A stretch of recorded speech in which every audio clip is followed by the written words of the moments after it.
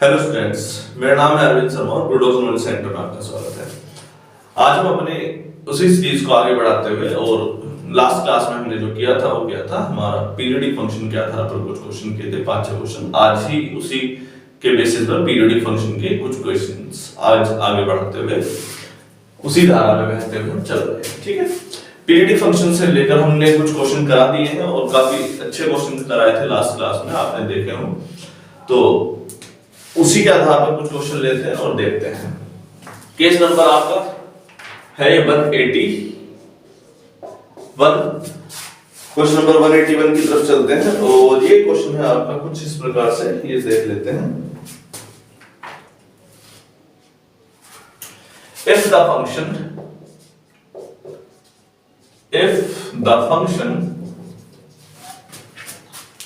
fx equals to sin x plus cos ax is periodic,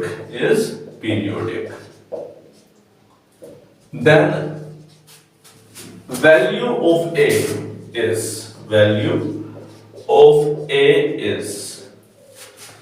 सवाल देखिए जरा अच्छे से पढ़िए इसे, और ऑप्शन में आपके सामने लिख रहा हूं। Real number, any integer, rational number और not possible। ऐसे 4 ऑप्शन में आपके सामने लिख देता हूं। सवाल आपको देख के अंदाजा लग गया होगा। Function fx = sin x plus cos x is periodic। Last class में इसका क्वेश्चन कराया जा चुका है ऐसा ही, और आप जानते हैं कि sin x का पीरियड क्या होता है। sin x का पीरियड होता है 2 पाई। ठीक, sin x का पीरियड कितना होता है 2 पाई।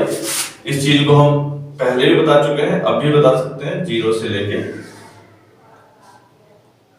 पाई, 2 पाई, 3 पाई/2 और पाई/2, 3 पाई/2 और 5 पाई/2। अब आप बोलोगे सर दोनों की जगह पर 0 आ रहा है। 0 नहीं आ रहा है एक्चुअली, ये हम रिपीट वहां पर करते हैं जहां पर कर्व एक जैसा हो। उठे हुए कर्व के साथ उठे हुए कर्व का ही पीरियड देखते हैं, है ना। यानी कि अगर आप यहां से यहां तक का कंपेयर करें तो ये पाई/2 है, ये 5 पाई/2 है, तो 5 पाई/2 माइनस पाई/2 और ये 4 पाई/2 और आपका 2 पाई इसका पीरियड आ रहा है। कितना? 2 पाई आपका पीरियड आ रहा है यहां से यहां तक का, है ना। तो cos x sin x का जो पीरियड आया वो 2 पाई आया। हम जानते हैं f a x का पीरियड कितना आएगा, cos x का पीरियड कितना आता है। cos x का पीरियड आप जानते हैं कि 2 पाई ही आता है। अगर फंक्शन का fx का पीरियड t है और f a x plus b का पीरियड होता है t/a, तो सीधी सी बात है cos ax ने कुछ गलत थोड़ी कर दिया अगर इसने बोला कि मेरा पीरियड 2 पाई/a होगा तो। ठीक, तो पहले वाले का पीरियड है 2 पाई और दूसरे वाले का पीरियड आ रहा है 2 पाई/a। सवाल बस इतना है, क्वेश्चन हो गया खत्म। यहां पर एक्चुअली में अगर इससे आगे सवाल आता तो आप इसका एलसीएम बोल देते। ये सवाल एक्चुअली पीरियड का है ही नहीं। मैं अगर आपसे कह दूं ये सवाल ये जानने का है कि आपको एलसीएम निकालना आता है कि नहीं आता है। सवाल यहां है।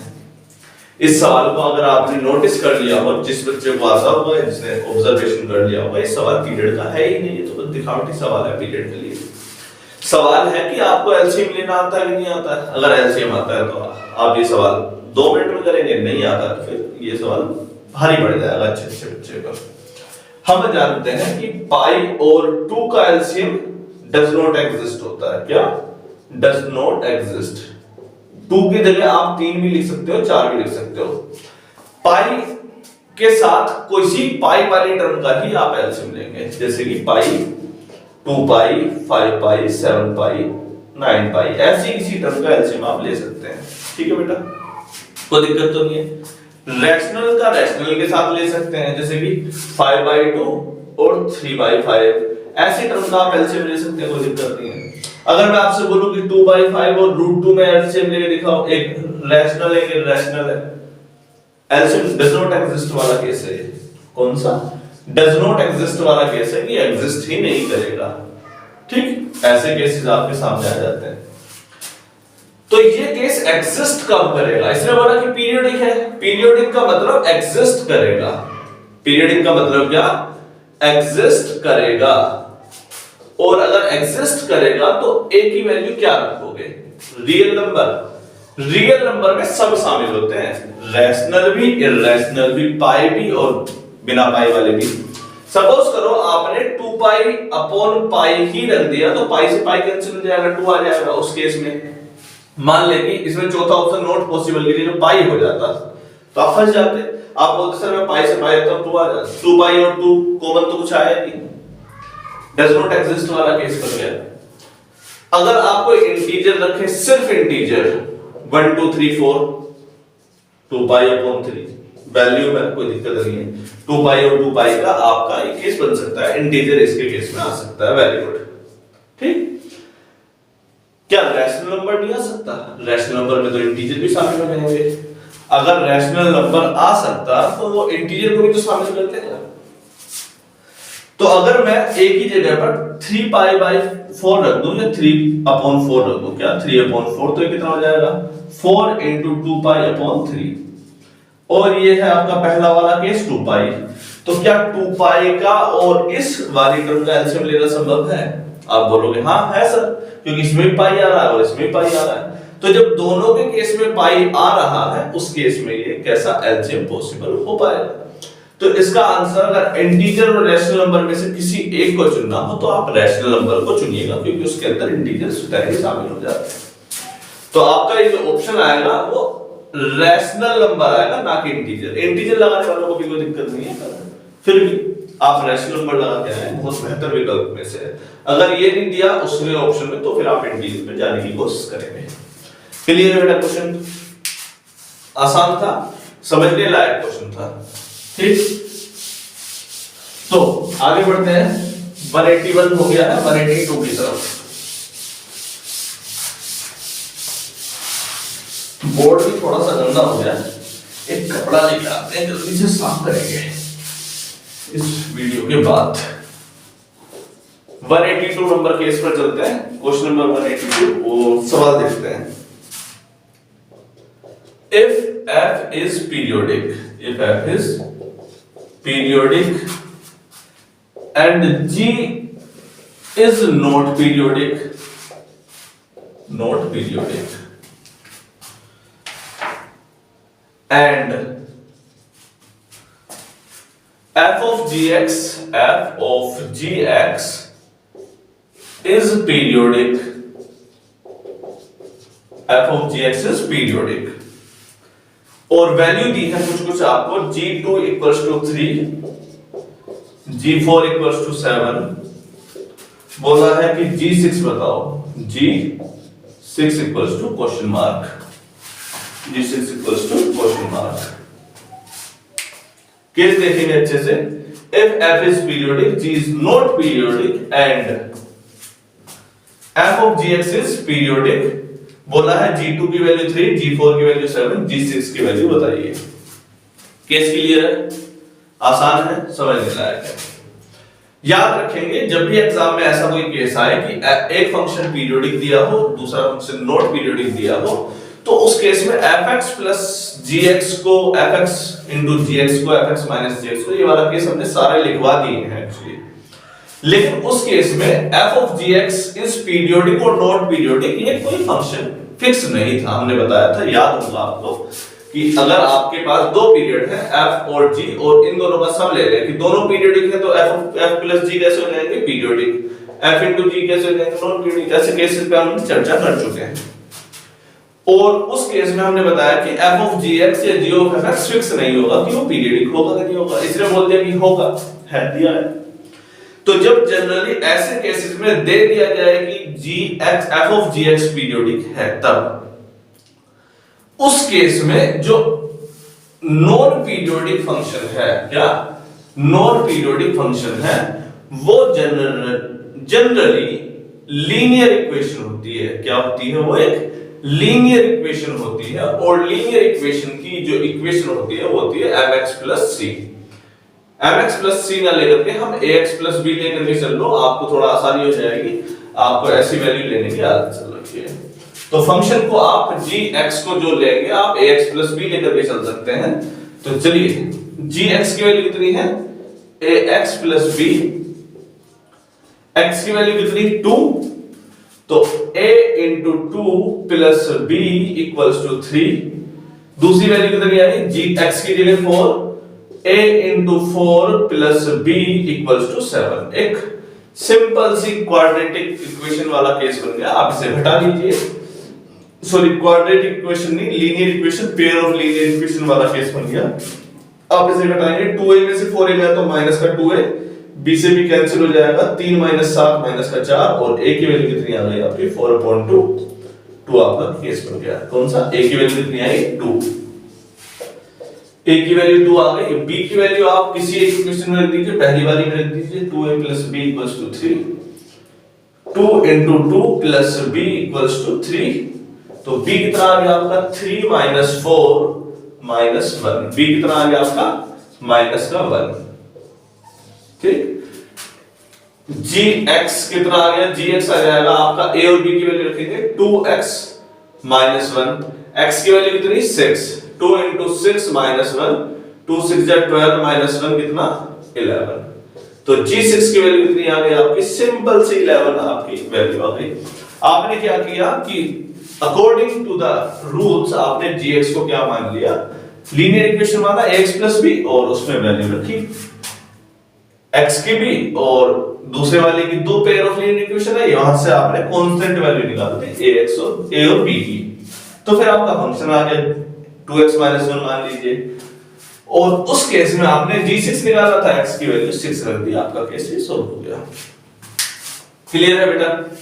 ये आपका क्वेश्चन नंबर 182 समाप्त होता है। नेक्स्ट केस पर चलते हैं हम अपने क्वेश्चन नंबर 183 की तरफ। 183 क्वेश्चन नंबर की तरफ चलिए आगे बढ़े।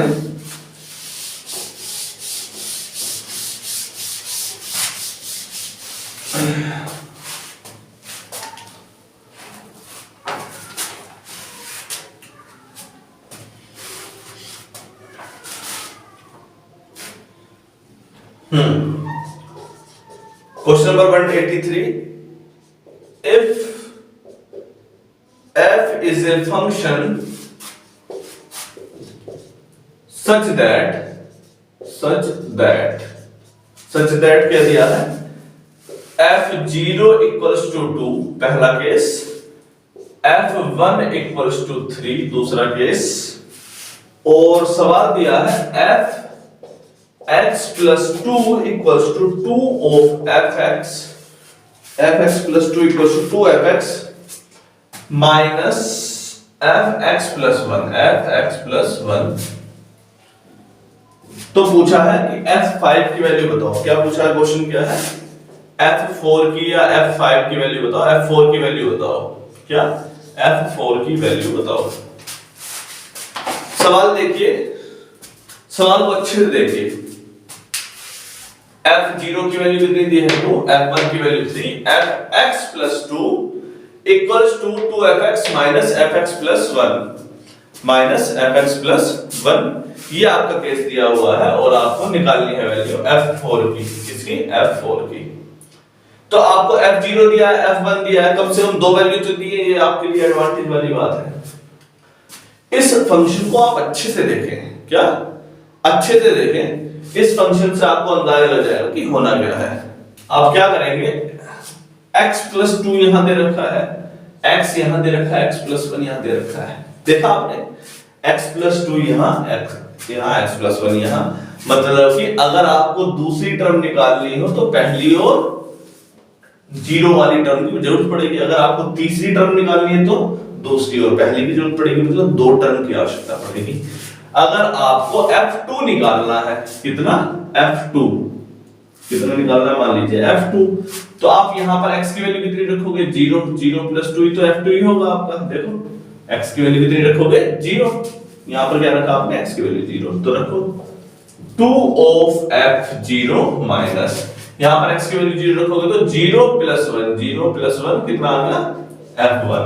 ठीक है बेटा, तो f2 कितना आ गया आपका, f2 आपका आ गया 2f0, 2 into f0 की वैल्यू कितनी दे रखी है आपकी 2 माइनस f1 की वैल्यू कितनी दे रखी है आपकी 3, 2 2 या 4 माइनस 3, ये वैल्यू कितनी आई आपकी 1। लाइट बन गई बेटा, ये कितनी वैल्यू आई थी 2 2 या 4 माइनस 3, 4 माइनस 3 कितनी आ गई 1। f2 कितना आया 1। अगर सपोज करो आपको f3 की जरूरत है तो आप f3 निकालने के लिए क्या करोगे, x की वैल्यू कितनी रखोगे 1, x की वैल्यू कितनी रखोगे 1। f3 निकालना है तो x की वैल्यू 1 रखो, तो 2 into f1 minus f1 plus 1 2, 2f1 minus f2, तो 2 into f1, 2 into f1 की वैल्यू कितनी है 3 माइनस f2 की वैल्यू कितनी है 1, 2 3 या 6 माइनस 1 5, 2 3 या 6 माइनस 1 5। अगर आपको निकालनी है f4 की वैल्यू कितनी, f4 की वैल्यू, तो आप x की वैल्यू कितनी रखोगे 2, x की वैल्यू कितनी रखोगे 2 प्लस 2 4, तो यहां पर वैल्यू रखेंगे 2 into f2 plus minus f2 plus 1 3, f3, ये चीज क्लियर हो रही है। 2 into f2 की वैल्यू कितनी आई है बेटा 1 माइनस f3 की वैल्यू कितनी दे रखी है 5, 2 1 या 2 माइनस 5 कितना आ गया, 2 में से 5 में माइनस का 3, तो f4 की वैल्यू कितनी है माइनस का 3। क्लियर है बेटा, f4 की वैल्यू कितनी आई आपकी माइनस 3। अगर आपसे f5 पूछा जाता तो उसी के अकॉर्डिंगली वो आपका आंसर आ गया होता। ठीक, कोई दिक्कत तो नहीं है। इस सवाल में एक्चुअली हमें जो देखना था वो इस पैटर्न को अच्छे से देखना था। इसमें एक्चुअली fx प्लस 2, fx और fx प्लस 1 तीनों में रिलेशन दिया है कि दो टर्म बाद का, ये 3 टर्म है, मान लो कि ये वाली टर्म इन दोनों से किस प्रकार से रिलेट कर दी है। सवाल यही है बस कि तीसरी term x plus 2, x plus 1 और x से किस प्रकार से रिलेट कर रही है वो बताना है। तो ये दोनों आपकी दी है, 0 और 1 तो दिया ही था, इससे f2 आ जाता, 2 और 1 दिया है 3 आ जाता, 3 और 2 दिया है 4 आ जाता, यही करता। एक्चुअली ये सवाल एक सीक्वेंस बेस्ड क्वेश्चन था, इसमें खास कुछ ऐसा था नहीं, इस प्रोसीजर को देखना था और आपको फॉलो करना था बस। क्वेश्चन नंबर 184 की तरफ चलते हैं। हमने 183 तक क्वेश्चन देख लिए हैं।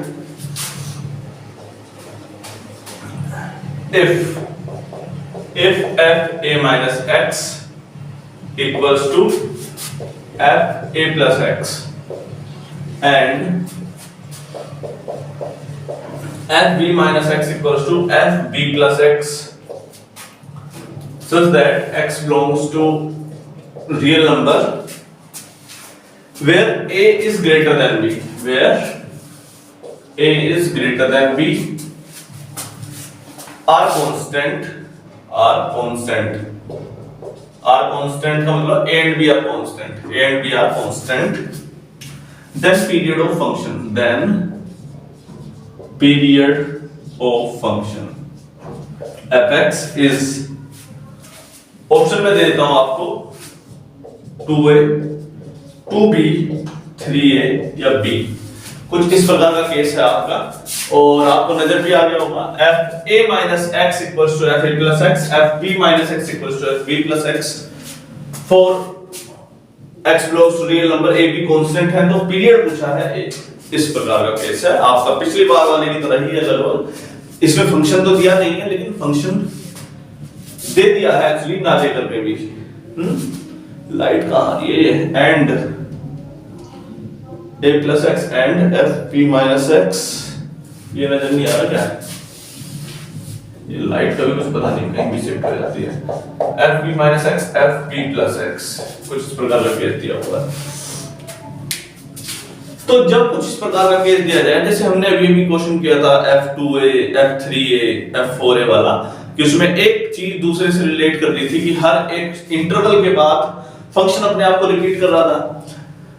इसके अलावा हमने इस प्रकार के केसेस में एक और चीज बताई थी, इसमें हम वेरिफिकेशन भी कर सकते हैं ऑप्शन को देख करके कि किसके बाद वो अपने आप को रिपीट करेगा। रिपीट करने के केस में मतलब मान लीजिए कि फंक्शन fx है आपका, fx, और दोबारा फंक्शन कब आएगा, मान लीजिए कि उस पे लिखा है f पाई माइनस x, तो आप बोल देंगे fx किसके इक्वल है, पाई माइनस x के, तो इसका रिपीटेशन कितने इंटरवल के बाद आ रहा है, पाई इंटरवल के बाद आ रहा है, आप ऐसे तो बोलते हैं। या जैसे cos थीटा था cos x और cos 2 पाई माइनस x क्या आ रहा था, cos 2 पाई माइनस x भी आपका cos x आ रहा था। तो आपको इस बात से पता चल गया कि fx का इंटरवल क्या हो गया, 2 पाई आ गया। तो हम इस जैसे केसेस में या ऐसे केसेस में हम एक फंक्शन को इंटरवल के दौरान रिपीट करवा के चेक कर लेते हैं बस। मान लीजिए कि आपने फंक्शन लिया fb minus x equals to fb plus x, ठीक, देखेंगे fb minus x equals to fb plus x। पहली बात तो हमारे पास कोई फंक्शन है ही नहीं, fx तो लिखा हुआ आ ही नहीं रहा है। हम ऐसा करते हैं यहां पर fx ले आते हैं कैसे भी करके। अगर मैं यहां सपोज करो ये b हट जाए, b हटेगा कैसे, जब मैं x की जगह पर कुछ रखूंगा, x की जगह पर क्या रखते हैं, ऐसा करते हैं शिफ्टिंग करते हैं, थोड़ी सी क्या शिफ्टिंग करते हैं। x को मैं x plus b कह दूं, x को क्या कह दूं, x plus b। देखो जरा हमने क्या करी, fx लाने के लिए शिफ्टिंग करी थोड़ी सी, fb minus b plus x equals to, जब ये शिफ्ट हो रहा है तो ये भी शिफ्ट होगा, fb plus b plus x, ठीक है बेटा। f दिखाई दे रहा है या नीचे का, हाँ है, b minus b minus x, b से b कैंसिल हो गया, f 2b plus x आ गया, ठीक। हमारे पास एक्चुअली आ क्या गया, हमारे पास आ गया f minus x equals to f 2b plus x। Actually f minus x आ गया, हमें क्या निकालना है, fx निकालना है। x को ऐसा करते हैं, x को minus x से शिफ्ट कर दें, x minus x को x से शिफ्ट कर दें, तो f minus x क्या हो गया, fx हो गया। यहां पर जो x है वो कैसा हो जाएगा, माइनस का हो जाएगा, 2b minus x। तो एक बात समझ में आई, जो यहां पर थी fx equals to f pi minus x या cos x equals to cos 2 pi minus x, तो यहां पर 2 pi की जगह पर क्या आ गया, 2b आ गया। तो एक बात हमें कंफर्म हो गई कि इसका पीरियड क्या आने वाला है, 2b।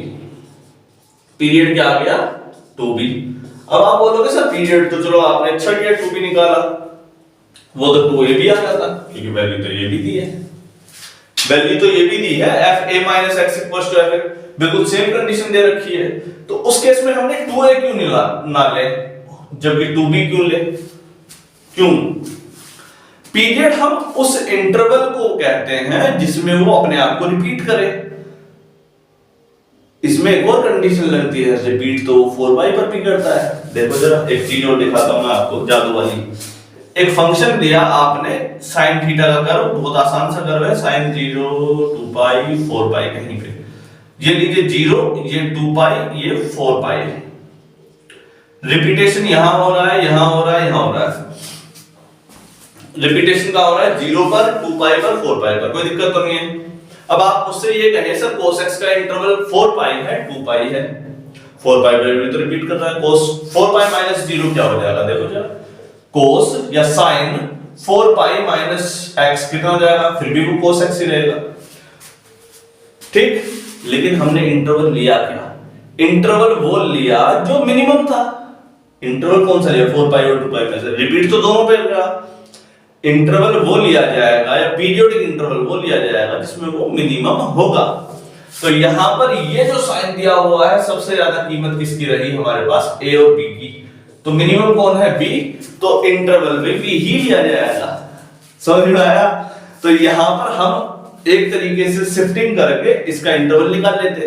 कंफ्यूजन फिर भी रहती कि f 2a ले या 2b ले, क्योंकि दोनों में आंसर सेम आना है। तो उसमें इस बात का भी ध्यान रखें आगे से कि इंटरवल तो हम मिनिमम वाला ही लेते हैं, मैक्सिमम वाला नहीं लेते हैं। चलिए केस क्लियर हो गया, आगे बढ़े, क्वेश्चन नंबर 185 की तरफ चलते हैं।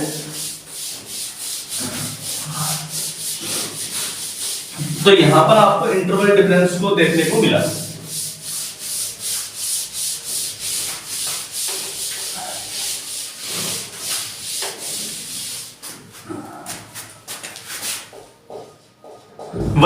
केस पर चलते हैं और ये क्वेश्चन है आपका the period of fx equals to greatest integer function x plus greatest integer function 2x plus greatest integer function 3x plus कहां तक चल रहा है plus greatest integer function nx minus n plus 1 by 2x where n belongs to natural number where n belongs to natural number is ये case है आपका और इसका पीरियड पूछा है आपसे और पीरियड दिया है आपका 1 upon n और 5। क्वेश्चन क्लियर हो गया? ठीक से देखेंगे। Greatest integer function x, greatest integer function 2x, 3x, 4x up to nx, n plus 1 by 2x ये क्वेश्चन है एक्चुअली और इसका आपको सिंपल सी वो कहना चाहता है कि मुझे पीरियड निकाल के बता दो। ग्रेटेस्ट इंटीजर फंक्शन का इंटरवल क्या होता है? आइडियली देखा जाए तो ग्रेटेस्ट इंटीजर फंक्शन का इंटरवल होता ही नहीं है, होता है वो रिपीट करता है हर एक के बाद। क्या? हर एक के बाद, एक के बाद। कैसे रिपीट करता है? 1.2 रखोगे तो कितना आएगा? 1 आएगा। 2.2 रखोगे तो कितना आएगा? 2 आएगा। वो मिनिमम वैल्यू तो दिखा रहा है, इंटीजर वैल्यू दिखा रहा है, लेकिन रिपीट नहीं कर रहा है। ये चीज आपको नजर आई? देखो मैं बताता हूं, जैसे 1.5 पर वो 1 दिखा रहा है, 1.6 पर भी वो अपने आप को 1 ही दिखा रहा है, 1.7 पर भी एक्चुअली वो 1 और 2 के बीच में अपने आप को 1 ही दिखा रहा है। क्या? 1 से लेकर के और 2 तक, जब तक 2 आ ना जाए उससे जस्ट पहले तक अपने आप को क्या दिखा रहा है? 1 दिखा रहा है। और जब 2 शुरू होगा और 3 तक आने से पहले अपने आप को 2 दिखाएगा। तो रिपीट एक्चुअली कर रहा है, लेकिन मल्टीपल वैल्यूज हैं उनके, बहुत सारे हिसाब से ज्यादा पीरियड आ रहे हैं एक ही इंटरवल के गैप में। तो वो तो यहां पर सॉल्यूशन मुझे कुछ नजर आ नहीं रहा है इसमें कि है ना। तो इसमें करें क्या? ग्रेटेस्ट इंटीजर फंक्शन के पास x, 2x, 3x, 4x ऐसा करते हैं क्योंकि यहां 2 लग रहा है तो 2 को बाहर निकाल देते हैं। Greatest integer function x plus 2 greatest integer function x plus 3 greatest integer function x plus n greatest integer function x minus n plus 1 by 2x। Common क्या आ रहा है? ग्रेटेस्ट इंटीजर फंक्शन कॉमन आ रहा है और अंदर क्या आया? 1 plus 2 plus 3 plus 4 up to n minus n plus 1 by 2x। n numbers का सम कितना होता है? n नंबर का सम वैसे तो आप 11th क्लास में ऑलरेडी पढ़ चुके होंगे। n नंबर का सम कितना होता है? n plus 1 by 2 होता है। ये तो फॉर्मूला आपने पढ़ा है, नहीं पढ़ा है तो भी ध्यान रखेंगे। देखो जरा 1 plus 2 plus 3 कितना होता है? 3 और 2 5 और 1 6। एक्चुअली इसका फॉर्मूला क्या होता है? n क्या है? 3 n plus 1 n plus 1 upon 2 2 2 जा 4 3 2 जा 6 कितना आया? 6 आया नहीं? 3 2 5 और 1 6। तो ये फॉर्मूला आप ऑलरेडी याद करके आ चुके हो, 10th 11th क्लास में देख चुके हैं आप। इसकी जो वैल्यू होती है ग्रेटेस्ट इंटीजर फंक्शन की, उसका फॉर्मूला होता है n plus 1 upon 2। अगर 4 टर्म होती तो 4 into 5 upon 2 माइनस क्या आया? n plus 1 by 2x। n plus 1 by 2 common आ गया, n plus 1 by 2 कॉमन आ गया। अंदर क्या बचा? Greatest integer function x minus x। इसको ठीक से देखेंगे, ये ग्रेटेस्ट इंटीजर फंक्शन है और ये x है, नंबर है कोई। मान लेते हैं कि 5.2 इसमें आप एक बार वैल्यू रखेंगे, एक बार 6.2 वैल्यू रखेंगे, रखते हैं। चलिए तो 5.2 में अगर इसके अंदर वैल्यू रखूं, इस टर्म को तो आप कांस्टेंट मान लीजिए, तो अभी हमारे फिलहाल किसी काम की है नहीं, कांस्टेंट मान लीजिए। ग्रेटेस्ट इंटीजर फंक्शन के अंदर 5.2 माइनस 5.2, इसकी वैल्यू एक्चुअली r कितनी है? ग्रेटेस्ट इंटीजर फंक्शन 5.2 की वैल्यू आई 5 माइनस 5.2, तो ये वैल्यू आई माइनस का 0.2। अगर आप 6.2 भी रखते इसके अंदर ग्रेटेस्ट इंटीजर फंक्शन के अंदर, यहां पर 6.2 ग्रेटेस्ट इंटीजर फंक्शन माइनस 6.2, तो ये वैल्यू कितनी दिखाता? 6.2 माइनस 6.2 0.2 माइनस का। ये अपने आप को रिपीट कर रहा है हर एक इंटरवल के बाद। एक्चुअली ये फ्रैक्शन पार्ट है। हम जो फ्रैक्शन पार्ट को दिखाते हैं ऐसे वो दिखते हैं x minus greatest integer function x minus greatest integer function x, यही दिखाते हैं ना। और यहां पर इसका उल्टा लिखा हुआ है, यानी कि माइनस ऑफ फ्रैक्शन पार्ट है। क्या? माइनस ऑफ फ्रैक्शन पार्ट है ये जो लिखा हुआ है, और ये फ्रैक्शन पार्ट आप जानते हैं इसका पीरियोडिक इंटरवल कितना होता है, वो होता है 1। तो जब ये अपने आप को 1 इंटरवल के बाद रिपीट करेगा तो उसमें n का योगदान होगा, n का कोई योगदान नहीं आ रहा, एक्चुअली इसका ही योगदान आ रहा है। तो इसका पीरियोडिक इंटरवल कितना आया, 1। ये आपको क्लियर हो गया है, ठीक। चलिए, आई होप कि आपको ये क्वेश्चन अच्छे लगे हो। इसके नेक्स्ट वाली वीडियो में जल्दी मिलते हैं।